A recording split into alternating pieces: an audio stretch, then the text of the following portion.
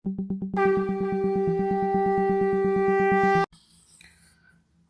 पुरुषोत्तम। आलोचना प्रसंग भाग 2 से 12 दिसंबर सन 1941 की श्री ठाकुर जी से वार्तालाप। प्यारीदा ने पूछा कि मनुष्य के जीवन में आइडियल आदर्श नहीं रहे तो उसकी अस्थिवृद्धि विपन्न हो जाएगी, उसका अर्थ क्या है? श्री ठाकुर जी बोले, जीव कृष्णेर नित्यदास जवे भूली गेला माया पिशाची तार गोले दौड़ी तिला। अर्थात जीव कृष्ण का नित्य दास है। यह जब वह भूल जाता है तो माया रूपी पिशाच उसके गले में डोरी बांध देता है। यदि मनुष्य भगवान के बंधन में बंधा नहीं रहे तो वह निश्चय ही किसी न किसी प्रकार शैतान के बंधन में बंधेगा ही। शैतान बहुधा धर्म का मुखौटा पहनकर उसके आगे आता है। वह कहता है किसी जीवंत आदर्श को ग्रहण करना ही होगा। उसका अर्थ क्या है? सतपथ पर चलने या सत्काम करने से ही तो सब कुछ होता है। यह युक्ति मनुष्य को बहुत अच्छी लगती है। मनुष्य उसे ही समर्थन करता है, किंतु उसी छिद्र से प्रवृत्ति अपने अनुसार मनुष्य को नचाती है। मजा तो यह है कि मनुष्य ऐसी अवस्था में प्रवृत्ति अभिभूत को अभिभूत समझकर नहीं पहचानता है। पहचाने भी तो कैसे? वह तो उसका सारूप्य लाभ कर उसमें ही लिप्त है। इसलिए प्रेरित पुरुष में शरणागति की बात सभी शास्त्रों में कही गई है। गीता, सर्वधर्मान परित्यज्य मामेकं शरणं व्रज अहम त्वां सर्व पापेभ्यो मोक्षयिष्यामि मा शुचः। बाइबिल में है, I am the way, the truth, the goal, none can come to the father but by मी।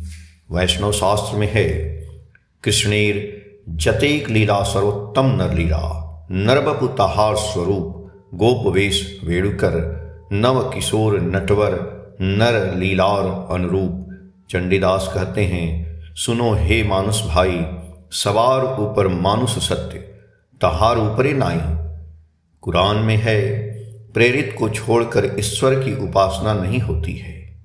बौद्ध धर्म में है, बुद्धम शरणं गच्छामि, धर्मम शरणं गच्छामि, संघम शरणं गच्छामि। सबों की मूल बात यही है। आइडियल आदर्श के सिलेक्शन चुनने में हर समय यह ध्यान रखना है कि वे पूर्ववर्ती के प्रति नत होकर विद ऑल फुलफिलमेंट हर परिपूर्ण के साथ चल रहे हैं या नहीं। ऐसे सर्व वैशिष्ट के महापरिपूर्णकारी मनुष्य को अवलंबन करके ही होल मास सारी जनता इंटीग्रेटेड संगत होती है। उस समय व्यष्टि और समष्टि जीवन में धर्म, अर्थ, काम और मोक्ष भरपूर रहते हैं। किसी चीज का अभाव या कमी नहीं रहती है। आइडियल आदर्श को अवलंबन कर चलना अत्यंत नॉर्मल, स्वाभाविक एवं सहज है। दूसरी तरह चलना ही बल्कि कठिन है। उसमें बहुत अधिक कष्ट है। फिर भी मनुष्य कष्ट झेलते हुए विपथ पर चलता है, क्योंकि परिवेश में बहुत कुछ गड़बड़ी आ गई है। विकृति बुद्धि की बड़ी चलती हो गई है। उदाहरण स्वरूप, गो बिटवीन कॉम्प्लेक्स समाज में संक्रामक रोग की तरह फैल गया है। यह फॉर्म गठन कर जाने पर क्या मनुष्य को कम कष्ट झेलना पड़ता है? कितना खींचातानी और संशय मन में रहता है। हैबिट, अभ्यास, फॉर्म गठन कर जाने के बाद उसका क्या नतीजा होता है, यह तो तुम लोग समझते ही हो। इसलिए सहज पथ पर मनुष्य को परिचालित कर देने के लिए संसार में सहस्त्र सहस्त्र इष्टनिष्ठ आचारवान ऋत्विक, अधर्यु और याजक की आवश्यकता है। उनके शरीर की हवा जहाँ तक जाएगी वहीं धर्म मजरेगा। यह ठीक जानो, तुम्हारे माइक्रोकॉस्म व्यस्त जीवन में यदि धर्म का जागरण नहीं होता है तो अपने माइक्रोकॉस्म विश्व जीवन में तुम धर्म की प्रतिष्ठा नहीं कर सकते हो। क्योंकि तुम आत्मनियंत्रण का पथ यदि जानते हो तो दुनिया को भी नियंत्रित कर सकोगे, अन्यथा नहीं। तत्वतः देखा जाता है कि व्यष्टि जीवन माइक्रोकॉस्म के जरिए ही माइक्रोकॉस्म विश्व जीवन को जानना संभव है। पुनश्च माइक्रोकॉस्म विश्व जीवन को जानने के विषय में जो कहता हूँ वह वस्तुतः माइक्रोकॉस्म आत्म जीवन को ही जानना है, क्योंकि मैं और मेरे अतिरिक्त वस्तु और जन समूह के कंट्रास्ट द्वंद्व के जरिए मैं केवल बाहरी चीज को नहीं जानता हूँ, बल्कि उसके जरिए मैं अपने आप को जानता हूँ और बोध करता हूँ। मुझसे बाहर मुझे प्रेरणा देने लायक यदि ऐसा कोई परिवेश नहीं रहता तो मेरा बोध ही लुप्त हो जाता, मैं भी वहाँ नहीं रहता। इसलिए माइक्रोकॉस्म व्यष्टि की जो कार्य क्षमता और दक्षता है उसे वह प्ले क्रिया करने का सुयोग्य विश्व जीवन में पाता है एवं इसके द्वारा ही व्यष्टि अपनी शक्ति के विषय में सचेत होता है एवं उसे वह उपभोग करता है। जैसे दृश्य वस्तु नाम की कोई चीज रहती है जिसके कारण दृष्टि शक्ति के विषय में हम सचेत होते हैं एवं दृश्य वस्तु को भी उपभोग करते हैं। इसीलिए परिवेश और विश्व जीवन में धर्म की जितनी प्रतिष्ठा करते हैं हमारे हृदय में वह उतनी प्रतिष्ठा पाता है। अतएव याजन या धर्मदान परोपकार नहीं है और न ऐसा कर्म है कि इसे किया जाए और नहीं भी किया जाए, बल्कि यह है नित्य कर्म। यदि तुम अपने जीवन में धर्म को संजीवित रखना चाहते हो तो तुम्हें यजन और इष्टवृत्ति जिस प्रकार करना है उसी प्रकार याजन भी अति आवश्यक रूप से करना है। हर व्यक्ति के हृदय में याजन बुद्धि संचारित करनी होगी। इसमें हर परिवेश अपनी अष्टवृद्धि का सहायक बन जाएगा। नित्य याजन के जरिए प्रत्येक का बोध और ज्ञान का भंडार खुल जाएगा। यह काल और परकाल में उसके लिए कुछ भी अप्राप्य नहीं रहेगा। जिनका आधिपत्य मुझ पर रहने के कारण जगत की सारी चीजों को समझा जा सकता है, जाना जा सकता है और सभी चीजों पर आधिपत्य विस्तार संभव हो सकता है एवं जिनसे या जिनके द्वारा विश्व ब्रह्मांड के अनंत वैचित्र की सवैशिष्ट संगति मेरे निकट उद्भासित होती है, वे ही हैं मेरे इष्ट, मेरे भगवान, मेरे ईश्वर। इसलिए उनके बिना एक पग भी आगे बढ़ना हमारे लिए संभव नहीं। समझा न प्यारी चरण।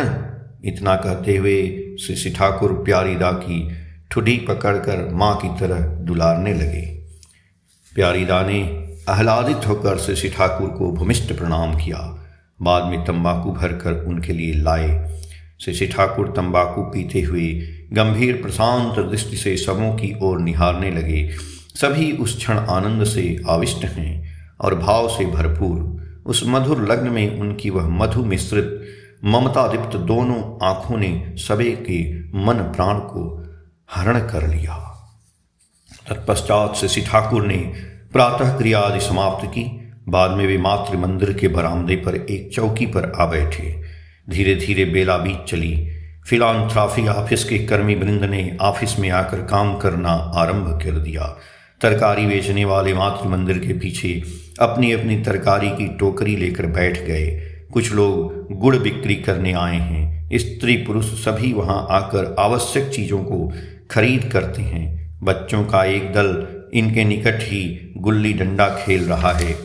सामने में पद्मा का विस्तृत चर है जहां स्वतंत्र रूप से गाय चर रही हैं। बीच बीच में उजले पक्षियों के झुंड बिना किसी उद्देश्य के उड़ते नजर आ रहे हैं, मानो वे बाधा बंधनहीन किसी दूर पथ के यात्री हों। बगल में बांसबाड़ी एवं सामने के झाव वृक्षों पर विभिन्न तरह के छोटे पक्षियों के दल किचिर मिचिर करते हुए कलरव कर रहे हैं। झील की जलराशि उदार नील आकाश की ओर दृष्टि देती हुई जाड़े के दिन में बड़े आराम से धूप ताप रही है। कालिदासी माँ तंबाकू पानी और सुपारी दे रही हैं।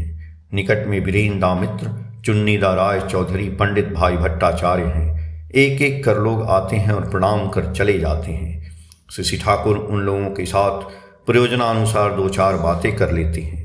सुधीर दादास ने आकर जो ही प्रणाम किया कि श्री ठाकुर ने उन्हें कारखाने के कामकाज के विषय में कुछ निर्देश दिया। बाद में अमूल्यदा घोष को बुलाने कहा। अमूल्यदा जब आए तो उन्होंने कहा, 130 रुपए के स्वाक्षर पत्रों को शीघ्रतर छाप कर नंबरिंग, नंबर देना, छिद्र करना, बांधना इत्यादि ठीक कर दो। देखने में मानो खूब सुंदर हो। अधिवेशन के जितना पहले हो उतना ही अच्छा। आज यदि हो सके तो कल के लिए प्रतीक्षा न करना, जाओ भूत की तरह लग जाओ। अमूल्यदा ने अच्छा कहते हुए प्रसन्न चित्त से विदा ली। श्री ठाकुर ने अमर भाई घोष से कहा, अमर, सुना हूं कि गेस्ट हाउस के नल के किनारे का ड्रेन बंद हो गया है, जिसके कारण वहां बहुत पानी जम गया है और चारों ओर पिच्छिल हो गई है। हेम गोविंद आदि को वहां ले जाकर तुम यदि उसे ठीक कर दो तो काम हो सकता है, अन्यथा वहां मच्छर अधिक होगा जिससे मलेरिया फैलेगा, और कौन किस समय पानी लेते समय पटखन खाएगा उसका क्या कोई ठिकाना है। तुम्हारे बिना वह काम नहीं होगा। तुम साथ में रहकर जो जो करना है करोगे। जाओ, अभी ही जाओ। अमर भाई उठ गए। बाहर से आए हुए एक भाई ने आकर कहा, टेस्ट परीक्षा देकर आया हूँ, 3 महीने के बाद फाइनल अंतिम परीक्षा होगी, जो पढ़ता हूँ वह तो याद ही नहीं रहती। श्री ठाकुर जी बोले, परीक्षा की तैयारी कर रहे हो, परीक्षा देनी ही है, इन सब बातों पर बिल्कुल ध्यान नहीं देना। प्रत्युत अनुराग सहित विषयों को इस प्रकार आयत्त करने की चेष्टा करो जिससे किसी भी व्यक्ति को उस विषय में समझा सको, जैसे अपने छोटे भाई तथा बहन को गल्प की तरह समझा देना।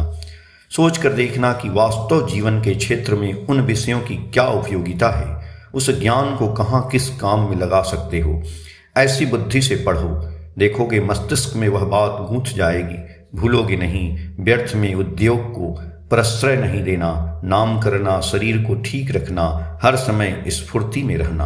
आलोचना प्रसंग भाग 2 से पेज संख्या 17 से 23 तक। जय गुरु।